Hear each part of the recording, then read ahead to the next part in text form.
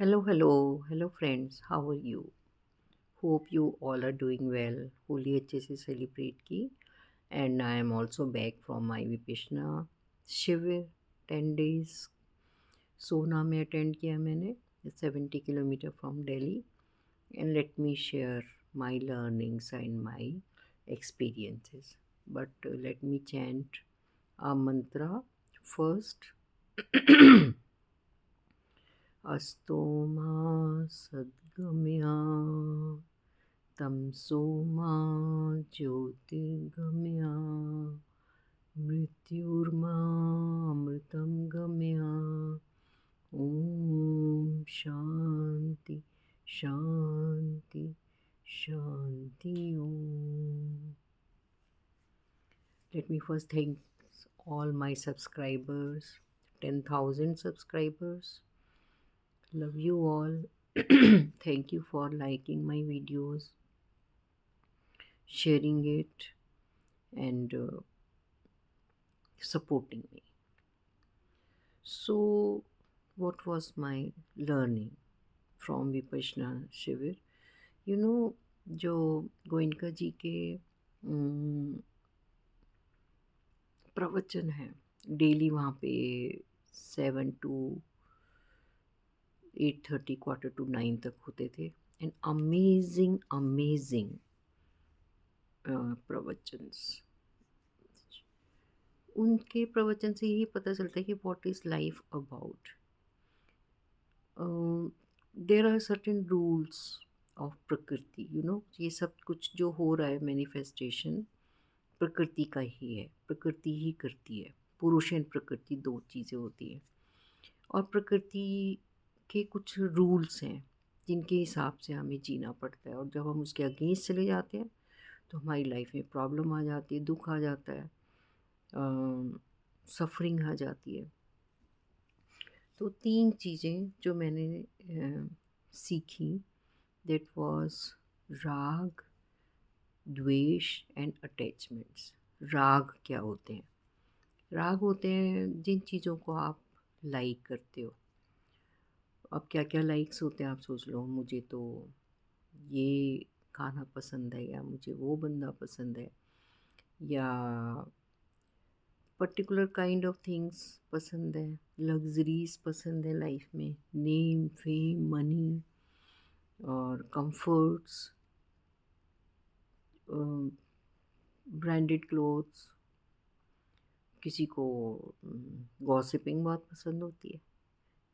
तो ये होते हैं हमारे राग. अब द्वेष क्या होता है या द्वेषा, जो चीज़ें हमें पसंद नहीं है. क्या क्या चीज़ें पसंद, कई बार होता है ना, कोई फूटी आँख नहीं सुहाता, होता है ना ऐसा. और द्वेषा क्या होते हैं? द्वेषा होते हैं जो आपको कोई पीपल पसंद नहीं है, लोग पसंद नहीं है, कोई जगह पसंद नहीं है, किसी तरह का खाना पसंद नहीं है, कोई कोई चीज़ जो हमें मिली नहीं उसके लिए हम सफ़र करते हैं.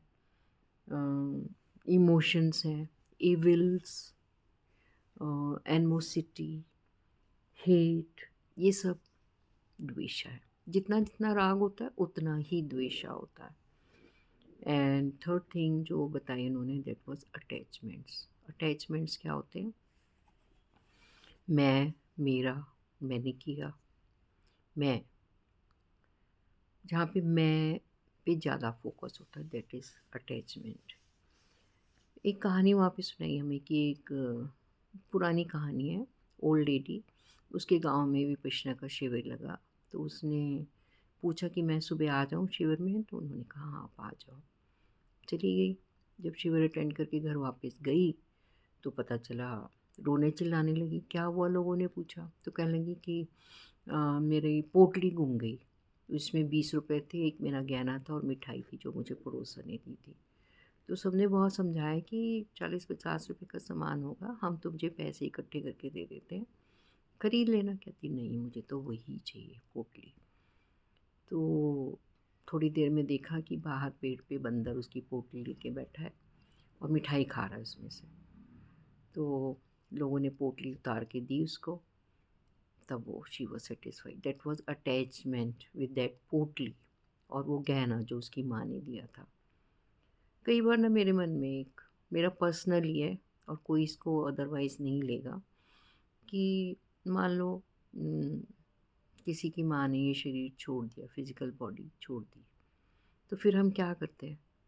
सबसे पहले ऑर्नामेंट्स, गोल्ड जो भी पहना होता है उतार के रख लेते हैं।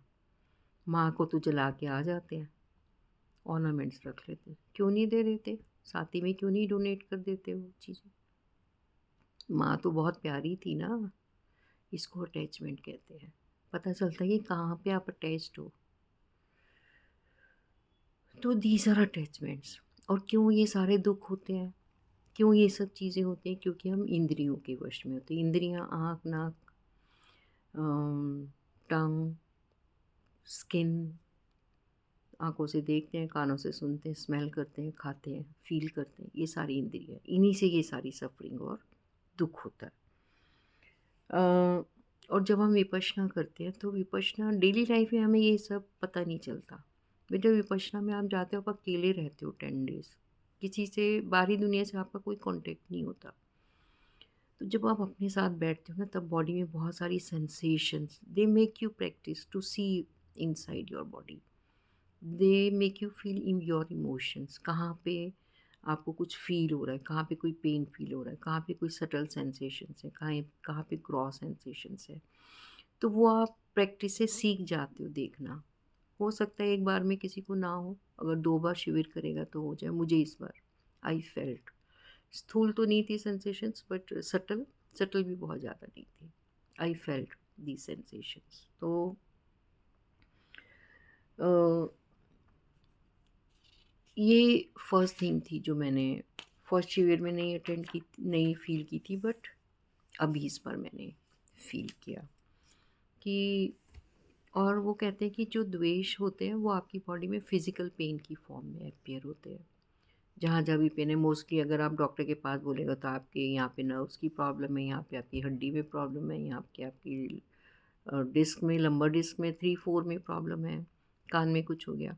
तो वो कहते हैं कि वो सब मैनिफेस्टेशन होता है ड्यू टू द्वेषा। जहाँ जहाँ आपको जो भी फील होता है पेन, फिजिकल पेन, वो कहते हैं कि द्वेषा की वजह से अपीयर होता है। So what was I experienced on 7th day, I did meditation from 4:30 to 6:30 in the morning and then 8 to 11.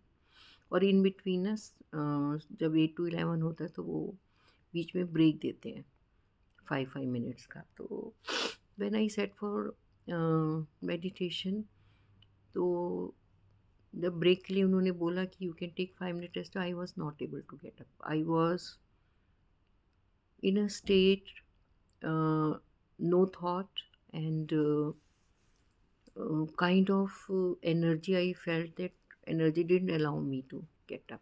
I kept sitting for quite some time. It happened on 7th day, and same thing happened on 8th day also. That was very peaceful and blissful experience for me. And on 10th day, when they teach Mangal Maitri, Goenka ji teaches us Mangal Maitri, same thing happened with me. So this was my main experience in learning. Now, uh, the Vipassana is practice of self purification. मैंने बहुत सारे और practices follow किए हैं। क्रिया yoga meditation किया है, श्री श्री के मेडिटेशंस भी किए हैं, प्रोग्राम भी उनके 1-2 अटेंड किए हैं। सदगुरु का भी देखा है, वो भी मेडिटेशन टीच करते हैं। बट यहाँ पे मुझे सबसे अच्छा लगा कि आप बिल्कुल सेपरेट होते हो सब चीज़ों से, फिज़िकली, मेंटली, सोशली, डिजिटली, सब चीज़ों से अलग हो जाते हो और अपने साथ रहते हो 10 दिन टोटल साइलेंस में। किसी से बात नहीं करनी, किसी से फिज़िकल टच नहीं होना, और अपने किसी से इंटरेक्शन करना ही नहीं है। टीचर से आप कर सकते हो, अगर कोई प्रॉब्लम आती है, समटाइम्स लोगों को प्रॉब्लम आ जाती है तो they can discuss it with teacher. तो नाउ आई डिसाइडेड कि I will follow this practice, and जब भी मौका मिलेगा, अभी ये मेरा सेकंड शिविर था, मैंने अक्टूबर में किया था 24 में, और अभी मैंने मार्च में कर लिया। एंड नेक्स्ट जब भी मिलेगा I will go for it. क्योंकि सबको ये सब चीज़ें नहीं मिलती हैं। वो कहते हैं कि अगर किसी ने प्रीवियस लाइफ में सीड मिला है उसको विपश्यना का, वो ही इस प्रैक्टिस में आ सकता है। बहुत सारे लोग नहीं कर पाते, वो बीच में छोड़ के भी चले जाते हैं।